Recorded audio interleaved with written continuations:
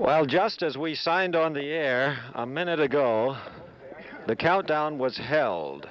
We are holding at 8 minutes, waiting for a rain shower to hit the Cape. We've been watching it for 1 hour as it's been moving in from western Florida.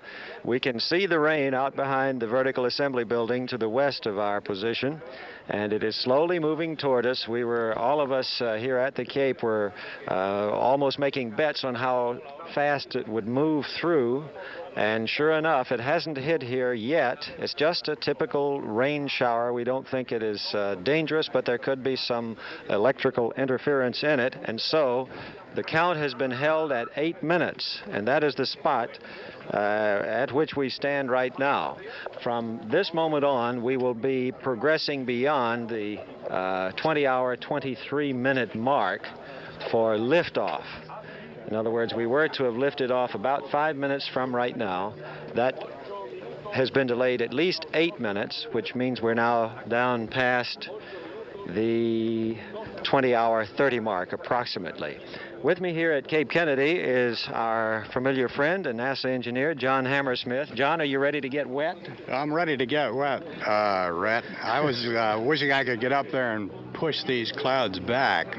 Yeah, there was the speculation they should go ahead and go early.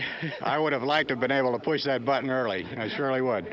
But the procedures called for hold. All of this is very carefully planned ahead of time. Everything, there are things going on right now, automatic sequence processors and checkouts which must be performed, so the hold is necessary. That's right, Rhett. We cannot go too early. The time that we set for the liftoff is the earliest possible to give us our proper conditions. Proper countdown and procedures processing. Well, also at the other end, Rhett, if we leave too soon, we have to make too many adjustments during the flight to compensate for it. All right, John's going to be standing by with me to give us more information, particularly on the performance of the Saturn V rocket.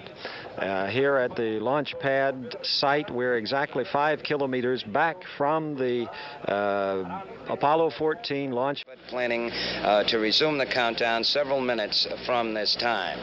From the latest advisories from the weather aircraft, it appears that the higher altitude clouds will have cleared the area by our now new planned launch time.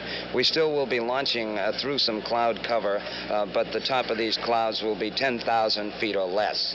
This is the latest forecast we have from our weather advisory via the aircraft.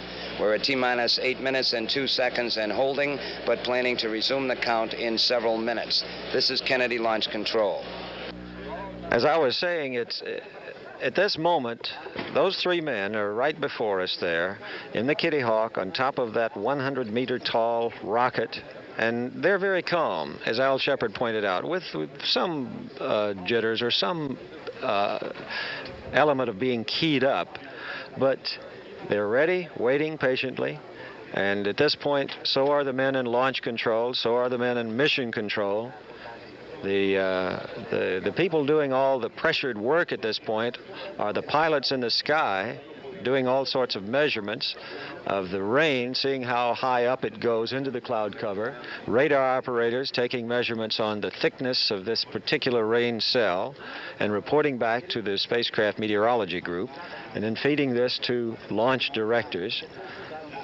And right before us, the men who are on the way to the moon are just sitting calmly and waiting.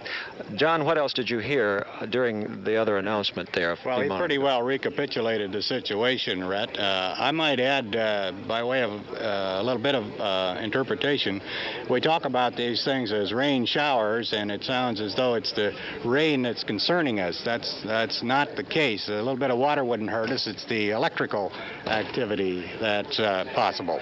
Here it comes. Launch control. We have had a change of several minutes on resuming the countdown. The launch team has now been advised by the launch director we will resume the count at 55 minutes past the hour, which is some 7 minutes from this time. We'll be standing by, expecting to resume the count in some 7 minutes from this point. 8 minutes and 2 seconds and holding. This is Kennedy Launch Control. That means we will have a liftoff at about 3 minutes past the hour, 21 hours GMT. I was saying, Rhett, that we're really concerned about the electrical activity or the possible electrical activity that's associated with certain types of rain showers. You may not be getting lightning out of a batch of clouds, but flying a vehicle through them may be enough to trigger something, as happened in the case of the Apollo 12 launch, which you may remember.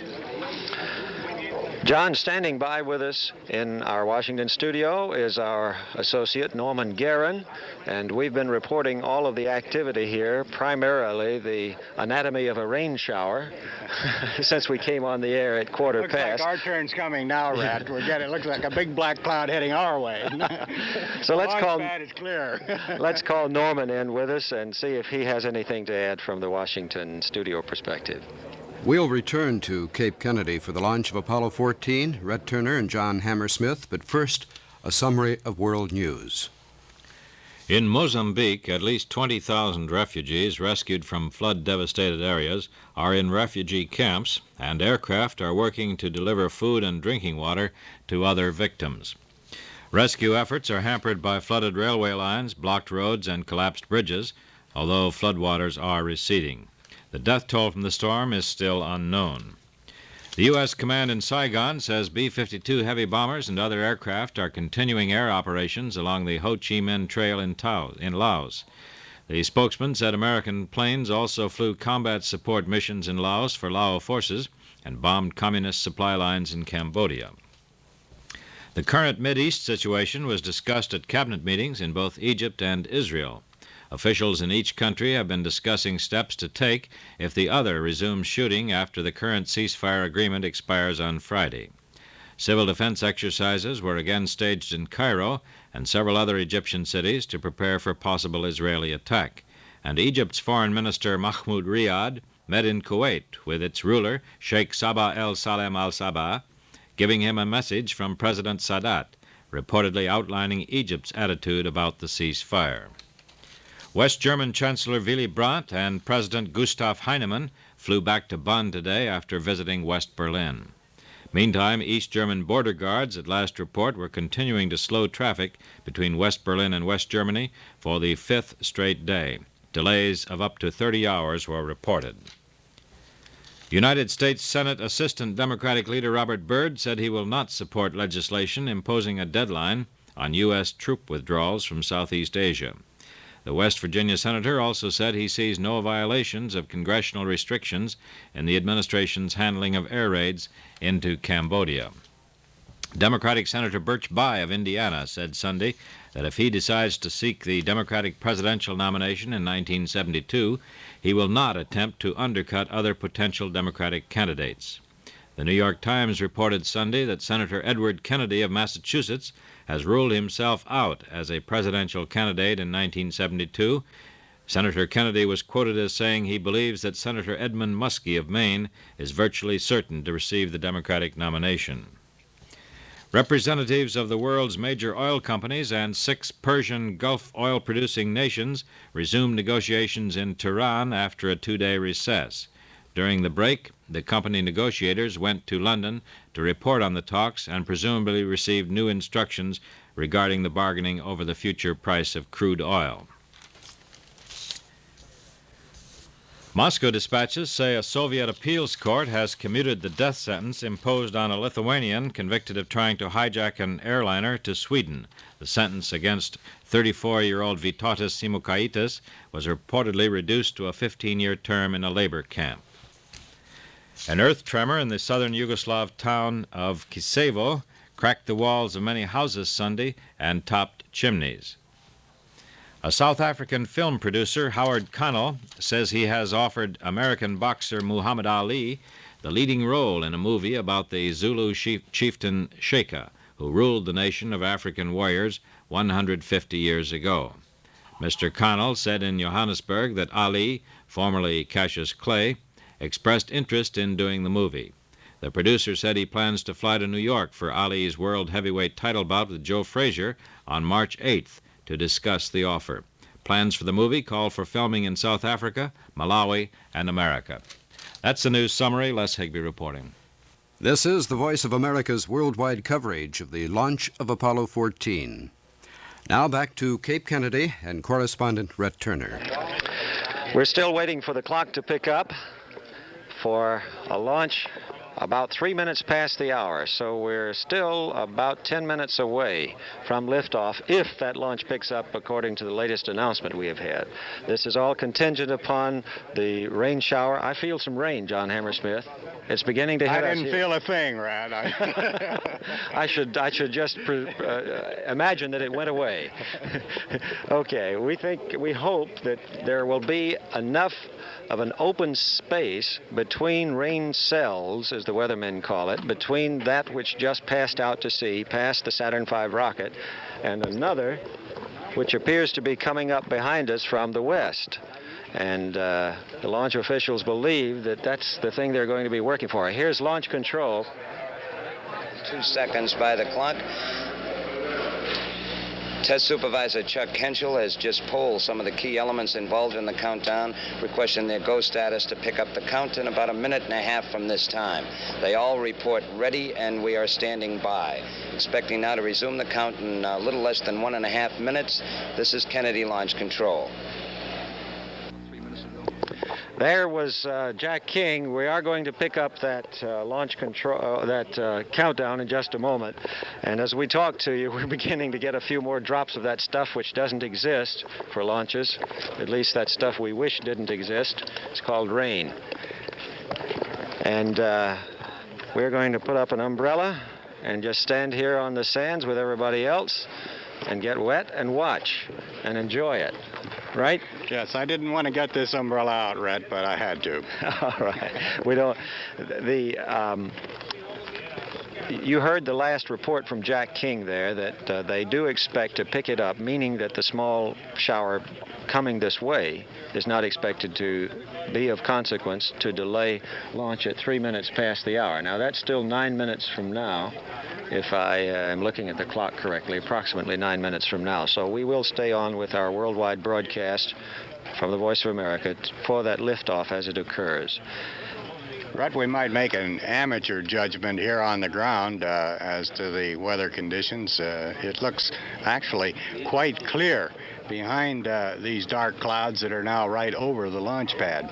And that makes me feel rather optimistic. Launch control. Resumed our countdown. T-minus 8 minutes and counting on Apollo 14. We're still keeping a close eye on our weather conditions at this time, but Launch Director Walter Caprian has made the determination to resume the count. This should put us with a liftoff at 3 minutes past the hour if all continues to go well. We're now starting the chill down of the engine chambers on the third and second stages of the Saturn V launch vehicle. This is one of the critical elements and has to do with hold times. The chill down has to last a precise period. We feed in extremely cold helium into the engine chambers of both the second stage and third stage to condition them for the very cold liquid oxygen and liquid hydrogen that will be flowing into the chamber when they're due to ignite later during the powered portion of the flight. All is still going well as far as launch vehicle, spacecraft, and the 3 astronauts on board. Coming up in the 7-minute mark, 7 minutes and counting. This is Kennedy Launch Control. And that was the word again. We're watching the clock count down, 6:50 now, 6 minutes and 57 seconds and counting. You know, when Al Shepard climbed aboard, the pad commander, a man named Gunther Wendt, who has been with the astronauts since the very beginning, gave Al Shepard, the oldest man ever to go into space at the age of 47, just as a joke, he gave him a cane. Just as a joke. And Al has taken a lot of kidding about his age and being the oldest man to go into space, and we asked him about that in a recorded interview. Al Shepard, you look to be in mighty good shape for this flight. It was almost 10 years ago that you began the American manned space program with your first suborbital flight in Mercury. How do you keep in shape? What do you do? Well, I primarily jog. Although it's rather distasteful to me, I find that jogging a couple of miles every day that I can is perhaps the best, quickest way to keep me in reasonably good condition. I lift a few weights, not anything real heavy, but You still do a lot light of weights. you still do a lot of flying too, don't you? To keep your air. I don't think flying per se is a conditioning process.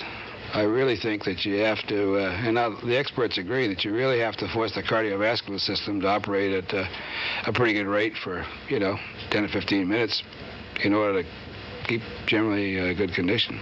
There's been a lot of good-natured teasing, which you've responded to, about the fact that now at the age of 47, you will be the oldest astronaut to go into space, a bit older than some of the Russian cosmonauts who were in their mid-40s. You're now 47 years old, and you look good. The doctors say you're good. And you tell me about the kidding. Anybody give you a hard time? Well, I don't really mind about the kidding. I think probably before too long, perhaps another 3 or 4 years, there'll be somebody who goes into space that'll be older than I currently am. As a matter of fact, I wouldn't mind being the first astronaut over 50 in space. It's a matter of how you are in your head and how you keep your body, huh? Yeah, that's it. Okay, Al, good luck throughout the flight. This is Rhett Turner in Houston. And now that was recorded in Houston several days ago. Every now and then a ray of sunlight breaks through this cloud cover as the clouds are dissipating slightly, and it hits that bright white rocket. If you happen to be watching on television, it is a fantastic sight. It's quite moody watching this launch too, because looking to the east from our vantage point on the sands of Cape Kennedy, we're now looking at the first rain shower to pass on out to sea. Here's launch control. Launch control.